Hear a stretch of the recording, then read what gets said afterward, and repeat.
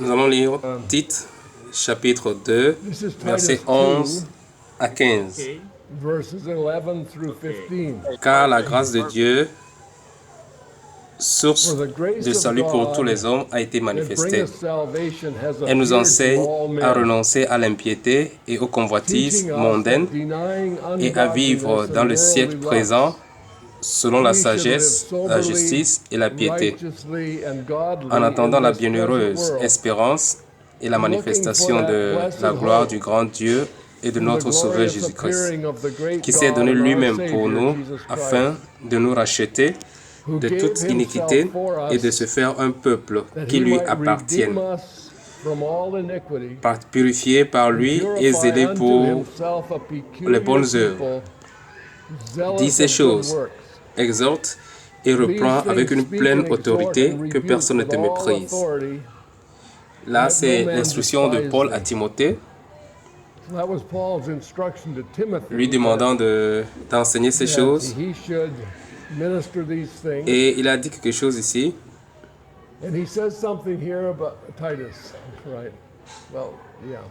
Car la grâce de Dieu, source de salut pour tous les hommes, a été manifestée. Elle nous enseigne à renoncer à l'impiété et aux convoitises mondaines et à vivre dans le siècle présent, selon la sagesse, la justice et la piété. C'est ça qui fait la différence entre la grâce de la Bible et la grâce que nous vivons aujourd'hui. Généralement, nous utilisons la grâce pour excuser nos péchés, mais la grâce n'excuse pas le péché. La grâce nous enseigne à mener une vie de piété dans ce siècle présent. Donc, nous reconnaissons que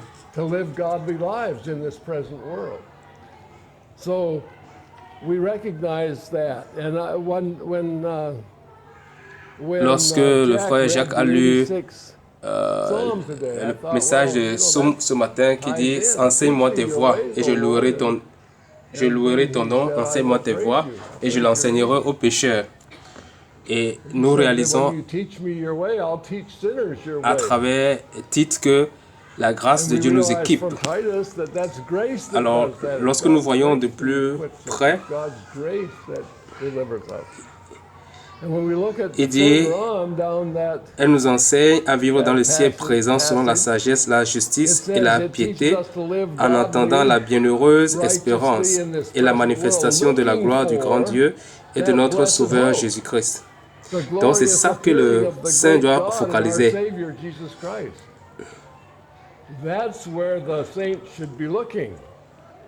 Donc nous n'attendons pas que Dieu nous équipe pour une vie glorieuse sur la terre, mais nous avons une attente bienheureuse et une gloire de notre Seigneur Jésus-Christ, de notre Sauveur Jésus-Christ. Donc notre focalisation doit être là. Alors je peux poser cette question. Combien d'entre vous attendent impatiemment le retour de Jésus-Christ, le retour du Seigneur? C'est ça qui doit nous préoccuper. Nous devons reconnaître que c'est ça notre vision. C'est ça que nous pouvons lire aussi dans Hébreux chapitre 11, lorsque la Bible nous parle des héros de la foi. Ces héros de la foi savaient que la terre n'était pas leur destination finale. Ils focalisaient, ils avaient la vision sur ce qui doit venir. Nous sommes étrangers ici. Nous ne sommes pas ici permanemment. Nous sommes en train d'aller quelque part. Nous sommes en train d'aller là où il y a d'où nous sommes citoyens, notre maison. Et les Écritures disent que lorsque cet évangile sera prêché partout et toutes les nations seront atteintes, ainsi viendra la fin. Et c'est ce que nous attendons. Et j'espère cela aussi. Et il continue en disant, qui s'est donné lui-même pour nous. Ça veut dire qu'il a payé un prix. Il s'est donné lui-même pour nous. Combien nous lui avons coûté? Nous lui avons coûté lui-même.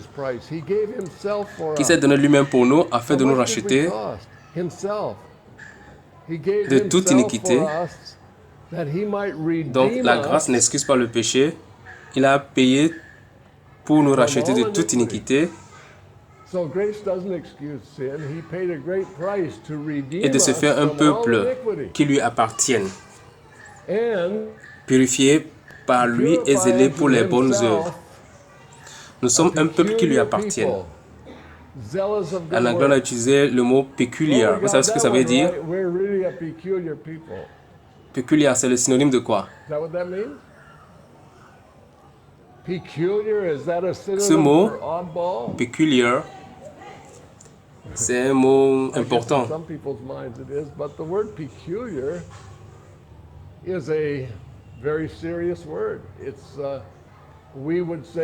On peut dire qu'il y a un aspect de choses qui est particulier à quelqu'un, à quelque chose.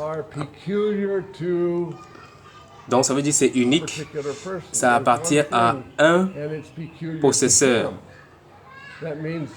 Donc ça veut dire que c'est unique, il n'y a pas son deux.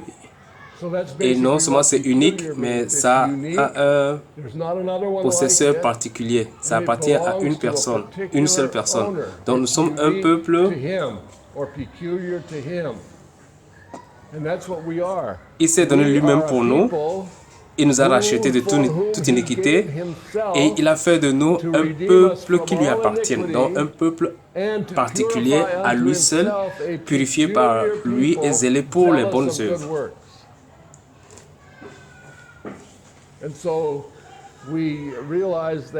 Les Écritures disent aussi que lorsque nous le verrons, nous serons comme lui, nous le verrons tel qu'il est. Il s'est acquis un peuple purifié par lui pour de bonnes œuvres. La Bible dit que celui qui le voit se purifie lui-même comme il est pur. Donc notre objectif, c'est d'être purifié comme il est. C'est pour cela qu'il nous a appelés un peuple saint. Un peuple saint mis à part.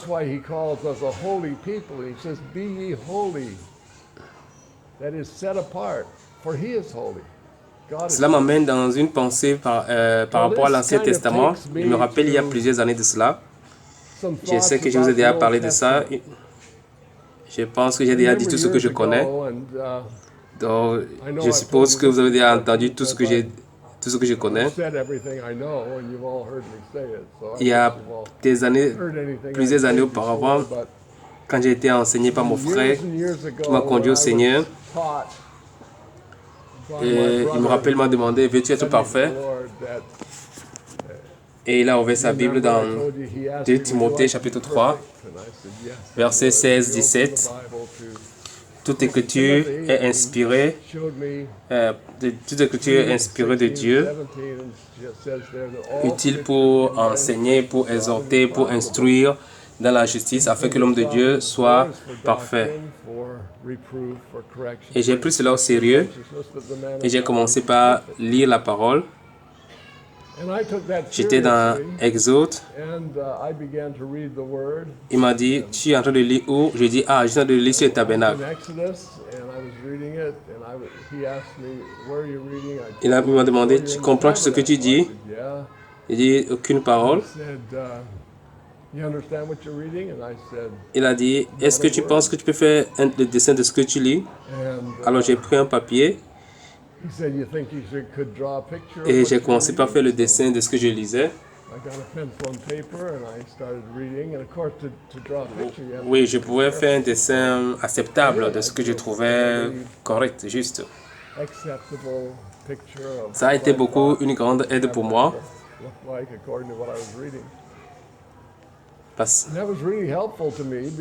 Il m'a dit, le tabernacle, c'est l'image de l'Église, de Christ et son Église. Donc tout ce que tu vois là, c'est l'image du Seigneur Jésus et de son Église. Cela ne m'a pas fait comprendre les choses sur le champ, mais je pouvais voir quand même comment le sang était sur l'autel et c'était facile de connecter cela, de faire un lien entre ce sang et le sang de Jésus. Et de là, mon imagination, ma pensée a commencé par travailler, à aller loin. Et j'ai commencé par mettre en lien tout ce que je lisais sur le tabernacle à Jésus-Christ. Et waouh, j'ai commencé par comprendre. Je ne sais pas si j'avais compris correctement, mais déjà j'avais commencé par comprendre certaines choses et c'est devenu pour moi un passage favori dans la Bible. Je ne sais pas si je comprends déjà tout correctement, mais à chaque fois que je lis ce passage, Dieu me parle parce que je vois Jésus là.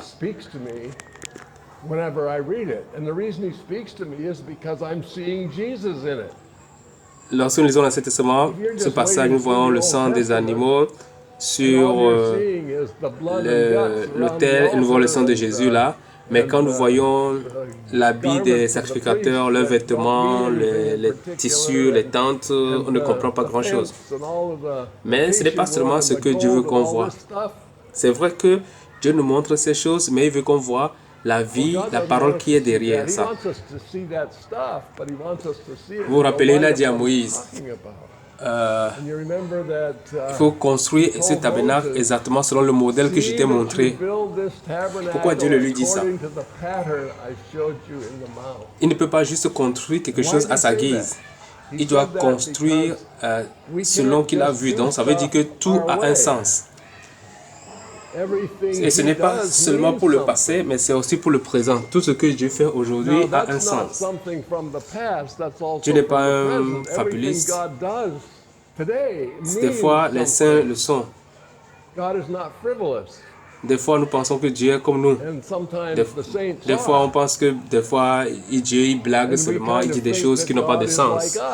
Mais non, chaque fois que Dieu dit quelque chose, chaque fois qu'il fait quelque chose, tout ce qu'il fait a un sens. Et Dieu fait un travail qui a un sens et qui est éternel. Donc c'est très important pour nous de comprendre. Il y a une différence entre le temps et l'éternité. Nous vivons dans le monde du temps. Dieu a créé l'homme.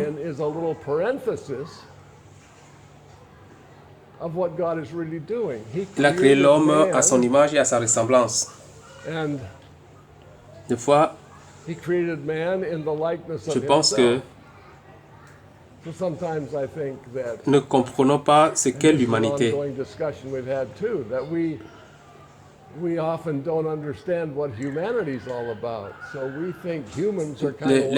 L'humanité dans son état original n'est pas nous, n'est pas comme nous. Le vrai humain, c'est Adam. Adam a été créé à l'image de Dieu et à sa ressemblance. Comment était Adam? Dieu a dit, faisons l'homme à notre image et à notre ressemblance. Donc Adam était comme Dieu.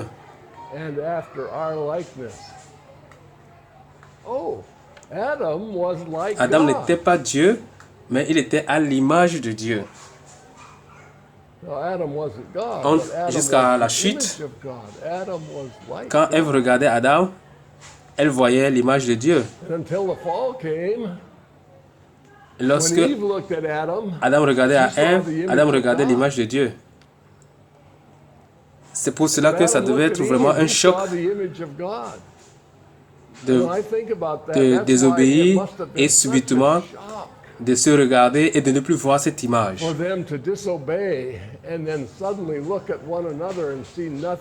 Ils sont tombés si loin qu'il n'y a plus le chemin de rentrer. Quand ils étaient à l'image de Dieu, il n'y avait pas de péché. Ils ne connaissaient rien sur le péché. Ils ne connaissaient rien du tout sur le péché. Est-ce que vous avez déjà vu quelqu'un comme ça? Je n'ai jamais vu quelqu'un comme ça. Je ne peux pas me regarder et dire que, oh, voici un homme qui ne connaît pas le péché. Non, je suis déjà dégoûtant, totalement mauvais. Et comme Paul, je peux dire, misérable que je suis, qui me délivrera de ce corps de mort.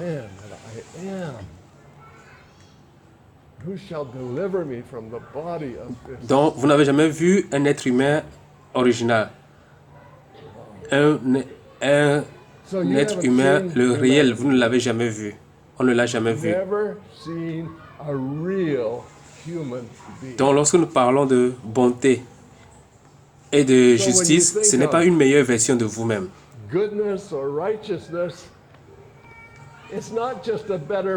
C'est pour cela que Jésus est venu. Jésus est venu vous amener à mettre fin à vous-même, à tout ce qui est en vous. Tout ce qui est en vous, Jésus est venu mettre cela à terme et créer une nouvelle créature et faire venir une nouvelle créature. Donc nous serons comme il est, en ce moment on saura comment Dieu avait voulu qu'on soit.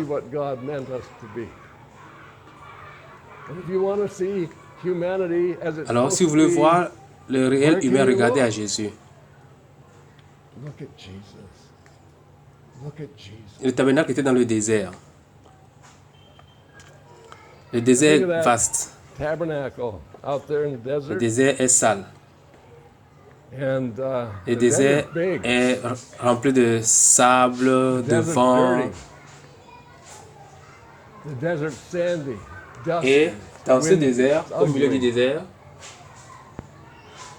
il y a ce truc blanc. Totalement à 100% hors de sa place. Vous traversez le désert et puis subitement vous tombez sur quelque chose de blanc.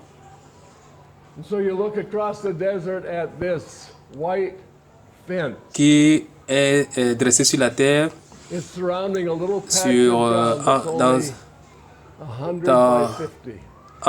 dans une dimension de 100 sur 150 coudées. Vous serez perdu.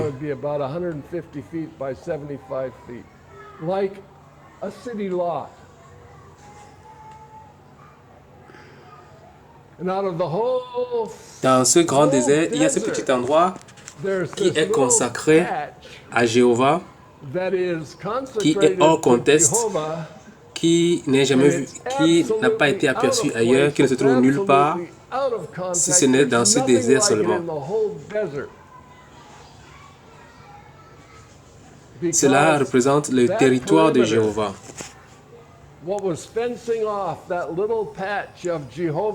Et ce qui matérialise ce territoire, c'est le fin lin. Le fin lin représente la justice. That white linen represents righteousness.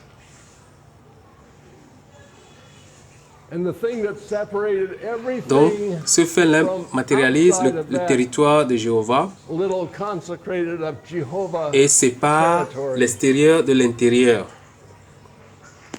Et ce qui sépare l'intérieur de l'extérieur, c'est la justice. Le fin-là, la justice.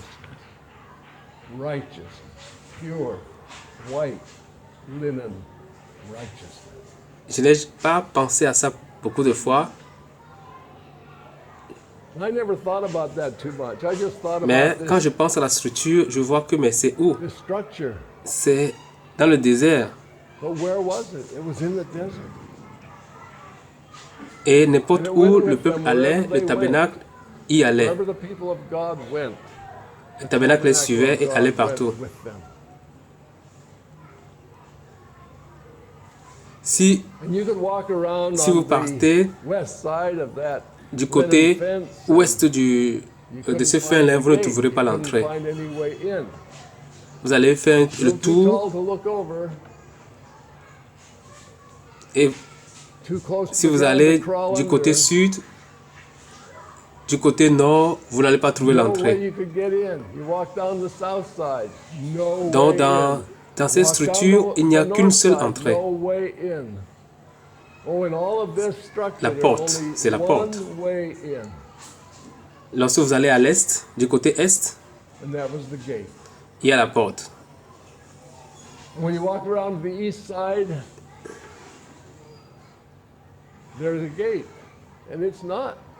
Et l'Écriture nous montre que ça a une couleur bleue, cramoisie, pourpre and it's purple, et ces couleurs sont tissées, ces fils sont tissés intricately woven avec le fin lin. colors into this background Ces of couleurs, absolute certainement, righteousness. ont un sens. Tout ce que Dieu fait a un sens. And these colors probably meant something. Ces trois couleurs Everything God does means something. sont des couleurs qu'on peut retrouver partout dans le And these tabernacle. three colors are just Ça veut dire quoi? prominent. They're everywhere in this tabernacle. And what do they mean? Si vous vivez ici, peut-être que vous n'allez pas le savoir, mais Of course, je you vais don't vous le know dire, much le ciel est about bleu. this if you live here, but the sky is blue.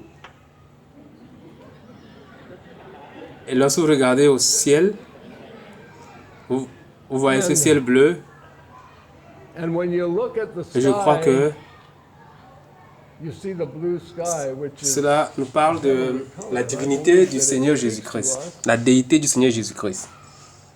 of the deity of the Lord. Il y a le cramoisi. And there's Qu'est-ce que also le that scarlet, cramoisi nous dit? scarlet color there. Je crois que le cramoisi nous parle de l'humanité de Jésus-Christ, What would that speak to us of? Ça- I ce think it corps speaks to us qui est of the vivifié humanity par of le the sang. Lord Jesus.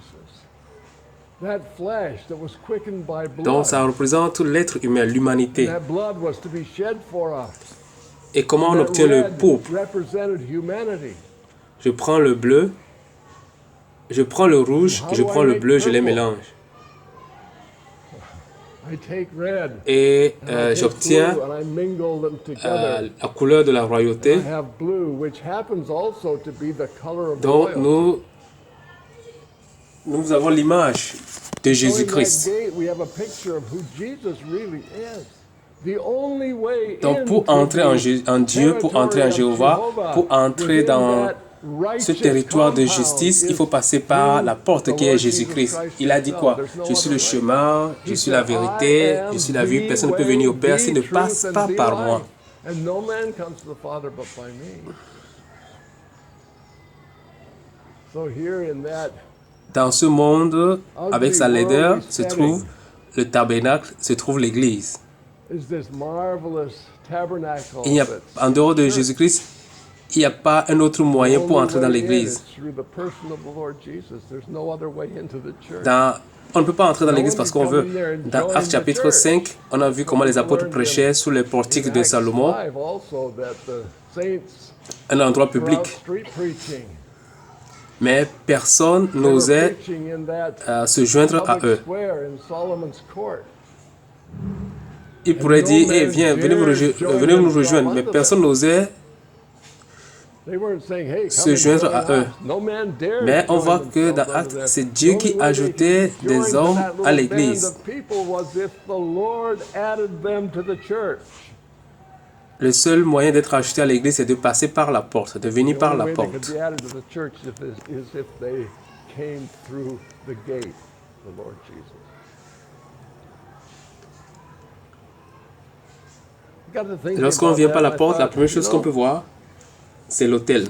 the first thing they saw when they did come through the gate was the altar. This altar was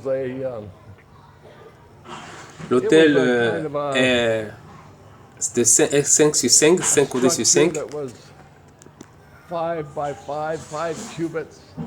That's about 7.5 feet square. Et là, on faisait le sacrifice des animaux, de l'agneau. There they sacrificed the lambs, they sacrificed the animals.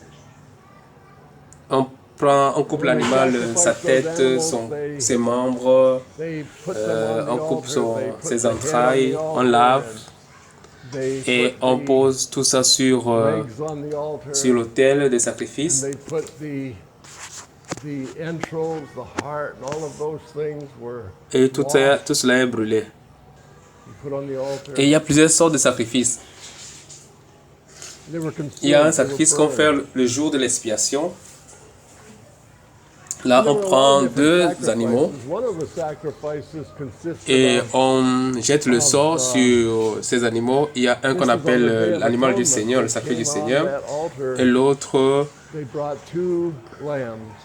qui est le scapegoat, qui est Azazel.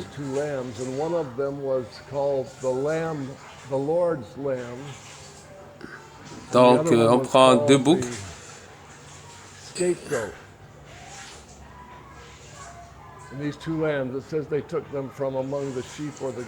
Il y a un qui sera sacrifié dans le tabernacle et son sang sera versé pour le peuple.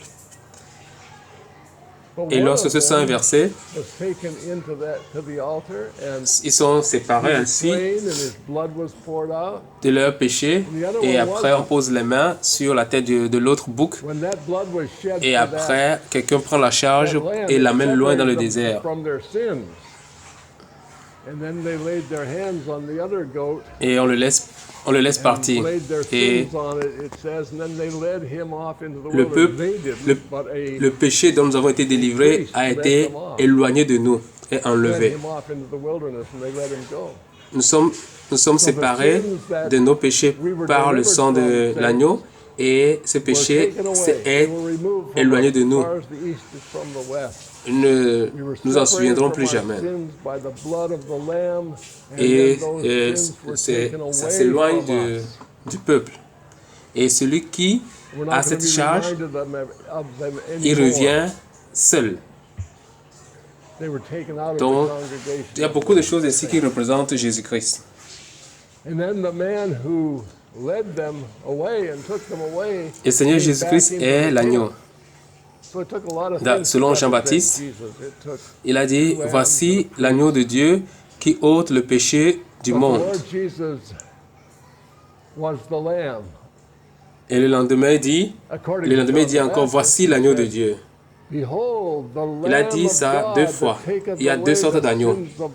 Il y a l'agneau qui a porté nos péchés, qui a versé son sang, et l'agneau qui a porté nos péchés est hors de notre vue et loin dans la présence de Dieu. Et il a fait cela pour faire de nous un peuple particulier.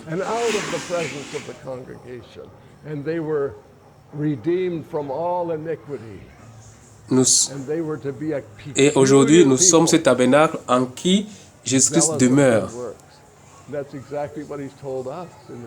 Et nous sommes devenus saints et justes. Nous sommes dans la présence du Seigneur.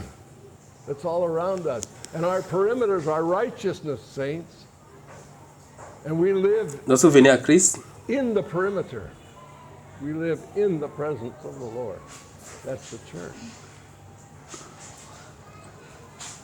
vous venez par la porte et vous vous rendez compte que pour tous vos péchés, il y a eu le sacrifice. Et ça, c'est sur l'autel des reins. Et après l'autel des reins, vous rencontrez la cuve des reins.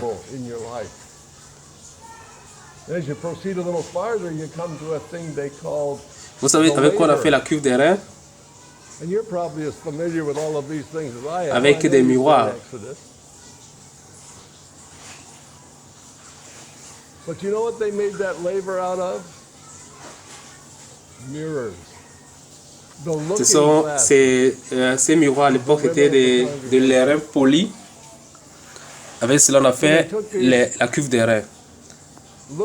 Qu'est-ce qu'on fait là-bas? C'est là-bas que les sacrificateurs se lavent les mains et les pieds.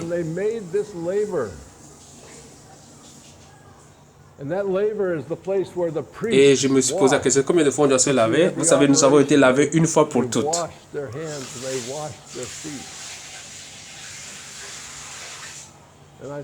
Vous vous souvenez, lorsque Jésus voulait laver les pieds de Pierre, qu'est-ce que Pierre a dit?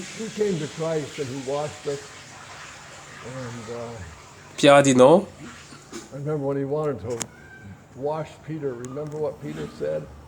Et le Seigneur Jésus a dit, si je ne te lave pas les pieds, Pierre, si je ne te lave pas les pieds, tu n'auras pas de part avec moi. Pierre a dit, ah bon, dit c'est comme ça, lave-moi entièrement. Et le Seigneur lui dit, non, tu es déjà lavé entièrement. Celui qui s'est lavé entièrement n'a pas besoin de se laver entièrement. Il se lave seulement les pieds et les mains.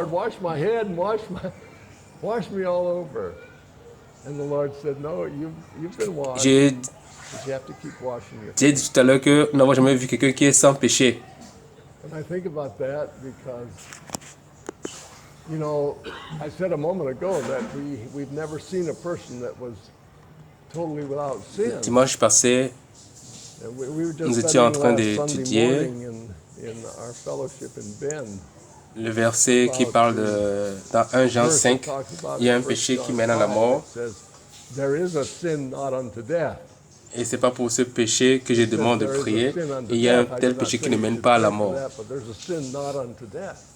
Et vous et moi, on est arrivé à un point où, quand on venait à Christ, on s'est rendu compte que nous n'étions pas sans péché. On avait le péché. Et la Bible dit que si nous marchons dans la lumière, comme il est lui-même dans la lumière, nous sommes en communion et le sang de Jésus, son Fils, nous purifie de tout péché. Nous disons que si nous disons que nous n'avons pas péché, nous nous séduisons nous-mêmes. Mais si nous confessons nos péchés, il est fidèle et juste pour nous les pardonner et pour nous purifier de toute iniquité.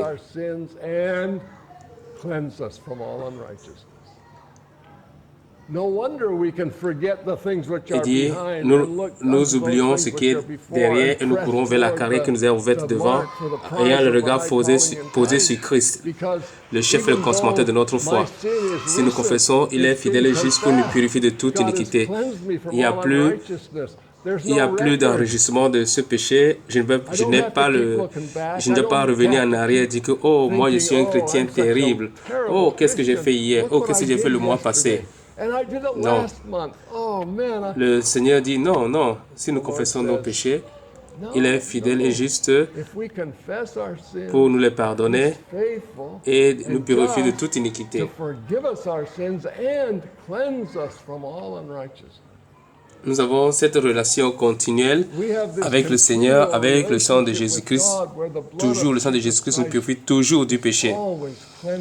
Quelques personnes disent que lorsque nous venons à Christ,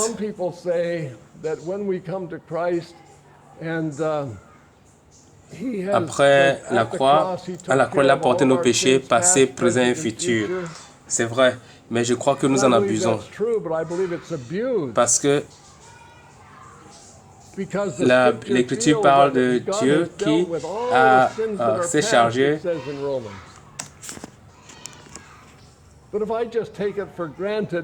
L'Écriture parle de Dieu qui a pris soin de nos péchés passés dans Romains. Et beaucoup de gens, à cause de la grâce, disent qu'ils peuvent pécher. Ça va parce que le sang de Jésus-Christ a porté le péché passé, présent et futur. Dieu veut qu'on se lave à la cuve des reins. Nous avons le pardon de péché. Nous avons le pardon de péché. Nous le savons. Maintenant, comment est-ce que je me l'approprie? Je me l'approprie comment? En confessant mon péché, il est fidèle et juste pour me pardonner, me purifier.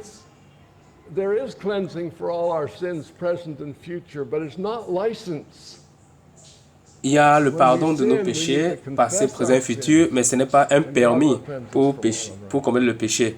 Et Dieu, il est prêt à nous purifier à tout moment. Une chose qui se passe dans l'Église aujourd'hui, c'est que nous avons des doctrines qui sont vraies, mais nous les approprions mal. Et nous prenons la grâce de Dieu comme un acquis. Dieu ne voudrait pas qu'on prenne sa grâce pour acquis, mais la grâce est un moyen pour démontrer sa sainteté. Je veux être dans le lieu saint, le lieu très saint. Je ne veux pas être seulement au niveau de l'autel. Et lorsque je quitte la cuve des reins, il y a une entrée. Il y a Chaque nouveau pas qu'on fait pour aller dans le lieu très saint, nous devons le faire avec Jésus-Christ.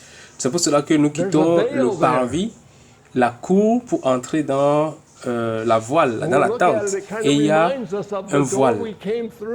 Et quand nous voyons la voile d'entrée au lieu saint, ça nous rappelle la porte d'entrée dans le tabernacle. Il y a le lieu, il y a l'entrée pour le parvis, l'entrée pour le lieu saint et l'entrée pour le lieu très saint. Et lorsque nous entrons par la porte du lieu saint, nous entrons dans une chambre. Subitement, on se retrouve dans une chambre.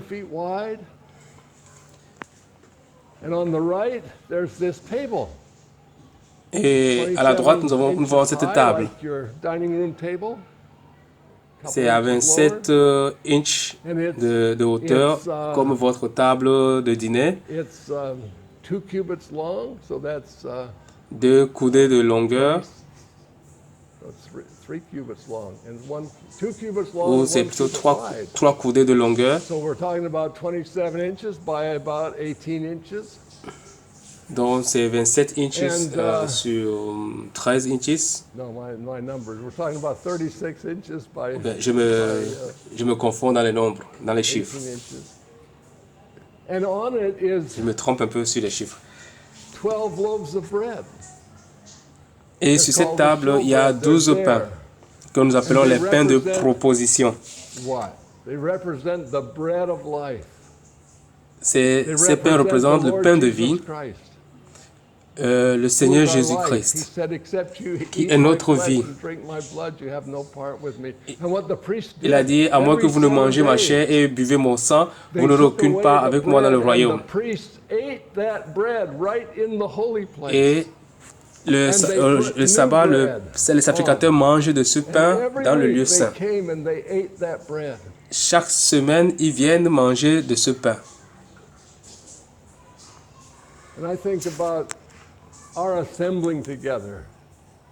Et j'ai pensé à nos réunions. Vous savez, on peut venir ici manger du pain et ça ne signifie rien. Ça ne nous dit rien, mais si nous nous rappelons de lui, qui est le pain qui s'est sacrifié pour nous, ça dit quelque chose. Et du côté gauche, il y a le chandelier. Le chandelier, c'est un seul pilier et qui porte des lampes. Jésus dit, je suis la lumière de ce monde. Oui, mais il y avait plus d'une lampe. Il y a 6 branches qui sont sur un côté, 3 au côté. Et chaque fois que je pense à ça, je me pense à une autre illustration dans Jean chapitre 15 où Jésus dit, je suis le cep et vous êtes les sarments.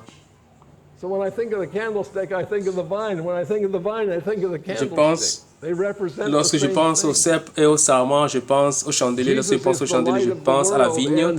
Et Jésus dit, il est la lumière du monde. Il dit aussi que nous sommes la lumière du monde. Alors, ces 6 branches qui sortent, ces 6 branches du chandelier sont avec le chandelier du milieu. Donc, nous sommes la lumière du monde avec Christ. L'Écriture nous enseigne que ce qu'il est, c'est ce que nous sommes dans ce monde.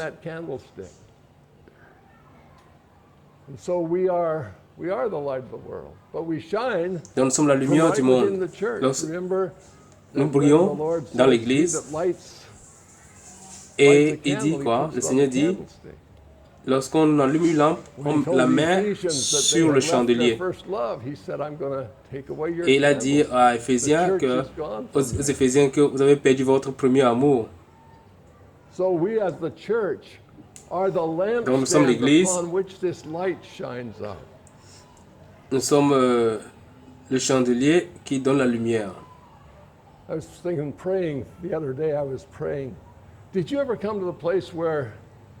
La dernière fois, je priais. Est-ce que vous êtes déjà arrivé d'avoir des troubles pour prier? Vous n'arrivez pas à prier, vous voulez prier, vous vous asseyez. Vous êtes assis sur votre chaise, mais vous n'arrivez pas à prier. and you don't feel like praying, vous ne sentez pas le cœur de prier, vous ne sentez pas de prier, vous arrivez là-bas, vous savez ce qu'il faut faire en ce moment-là? Ce qu'il faut faire, vous savez, il faut prier pour ça en ce moment. Je vais vous enseigner comment, je vais vous dire comment faire. Lorsque ça vous arrive, lorsque vous arrivez à ce point, en ce moment, qu'est-ce qu'il faut faire? Vous savez ce qu'il faut dire premièrement à Dieu? Ne manquez pas votre temps de prière parce que vous ne sentez pas le cœur de prier. Vous pouvez venir à Dieu et lui aussi, il veut que vous priez. Et moi, j'ai découvert ceci. Quand ces moments m'arrivent, j'ai envie de parler à Dieu. La première chose que je dis à Dieu, c'est que, Seigneur, je ne sens pas du tout l'esprit. Je ne sens pas la prière. Je n'ai pas envie de prier, aide-moi à prier. Parlez à Dieu de la situation présente, la situation dans laquelle vous êtes actuellement. Parlez de cette situation à Dieu et restez là. Parlez-lui du problème. Parlez-lui de votre cœur froid, de votre cœur charnel. Et je vous le promets, quand vous serez en train de lui parler de ce que vous ressentez en ce moment-là, vous allez vous retrouver dans la prière. Dieu veut que vous priez. C'est ce que nous devons faire. Nous devons aller devant Dieu. Et c'est pour ça qu'il y a le petit autel en face de vous, qui est l'autel de parfum, là où on brûle les odeurs, les parfums à Dieu. Et une fois par an, le souverain sacrificateur venait prendre l'encens sur cet autel et cette odeur, ce parfum-là, il entrait de l'autre côté du voile qui est le lieu très saint et répandait cette odeur, ce parfum devant Dieu. Ça représente quoi le lieu saint, le lieu très saint? C'est toujours Jésus-Christ. Et il y a un voile. Et même dans le temple, le voile qui était dans le temple, c'est toujours ce même voile. Et quand Jésus est mort sur la croix, ce voile a été déchiré du haut vers le bas. La mort de Jésus sur la croix était le dernier sacrifice. Il n'y devait plus avoir de sacrifice, alors Dieu a déchiré ce voile. Qu'est-ce qui se trouve dans ce lieu très saint? Il y a une boîte large. C'est fait avec le bois d'acacia, mais c'est couvert avec de l'or qui représente la gloire de Dieu. Et au-dessus, il y a ce qu'on appelle le propitiatoire en or pur, avec deux chérubins au-dessus qui se couvrent. Et là, le souverain sacrificateur entrait avec le sang du sacrifice et il verse le sang et sur ce propitiatoire. Et lorsque Dieu du haut des cieux regarde ce propitiatoire, il peut voir la loi, mais le sang est déjà dessus. Ce sang représente le sang de Jésus-Christ qui nous a pardonné de toute iniquité et qui nous a rachetés à lui et a fait de nous un peuple particulier, un peuple qui lui appartient et il nous appelle saints. Et il voudrait que nous vivions dans le lieu saint, dans le lieu très saint. Nous ne sommes plus juste au désert, nous ne sommes plus juste dans le parvis, nous ne sommes plus juste dans le lieu saint, mais nous sommes dans le lieu très saint. Et c'est là que Dieu veut que nous soyons. Alors, les saints ne devons pas nous satisfaire juste de nous promener dans le parvis ou que nous avons déjà la justice de Dieu. Ce n'est pas à ce niveau qu'il veut qu'on soit. Ah, je suis quand même dans la clôture. Ce n'est pas là, ce n'est pas à ce niveau seulement qu'il veut qu'on soit. Dieu nous veut dans le lieu très saint. Il veut que nous soyons capables d'écouter sa voix.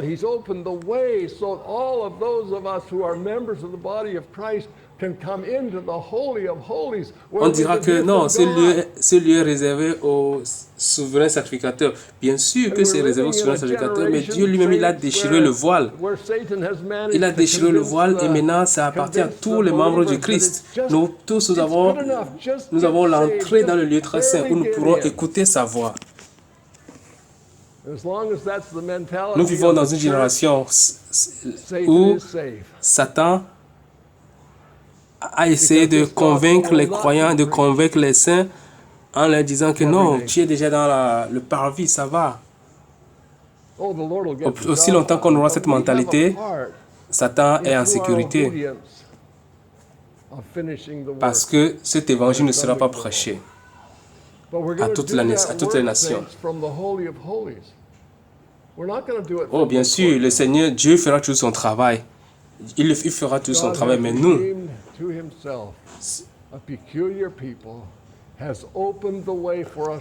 nous avons notre devoir, notre part. On peut le faire, on peut participer à ce travail lorsque nous sommes dans le lieu saint, dans le lieu très saint. Il nous a rachetés et a fait de nous un peuple particulier, un peuple qui lui appartient. Et il nous appelle à cela. Donc, quel que soit là où vous êtes dans votre vie chrétienne, quel que soit là où je suis dans ma marche chrétienne, voici ce que Paul est en train de dire.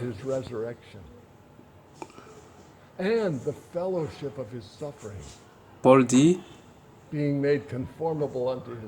afin que je le connaisse, et la puissance de sa résurrection, et la communion de sa souffrance, me rendant conforme à lui dans sa mort. Il a aussi dit quoi? Il nous a été donné non seulement de croire en lui, mais aussi de souffrir pour lui.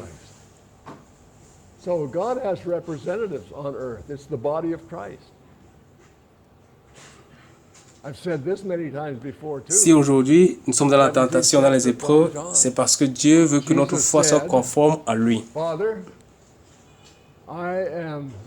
Donc Dieu a son représentant sur la terre, c'est le corps de Christ. Je l'ai déjà dit ça, je l'ai déjà dit plusieurs fois. Dans le chapitre 17 de Jean, Jésus dit, « Père, je ne suis plus de ce monde, je ne serai plus dans ce monde, mais eux, ils sont là. » Quand Jésus était dans ce monde, il était le corps de Christ. Quand il est parti, quand il a été enlevé, il est maintenant la tête et le corps, c'est nous. Et l'objectif du corps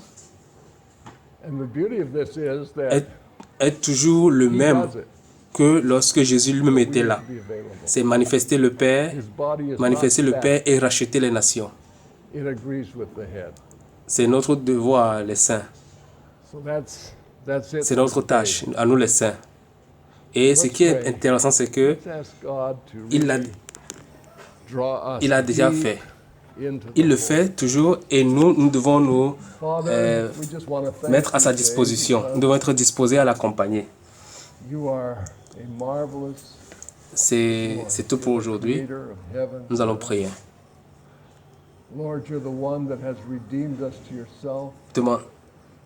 Demandons à Dieu de nous conduire à aller dans le lieu très saint. Père, nous voulons te dire merci parce que tu es merveilleux, le Créateur du ciel et de la terre.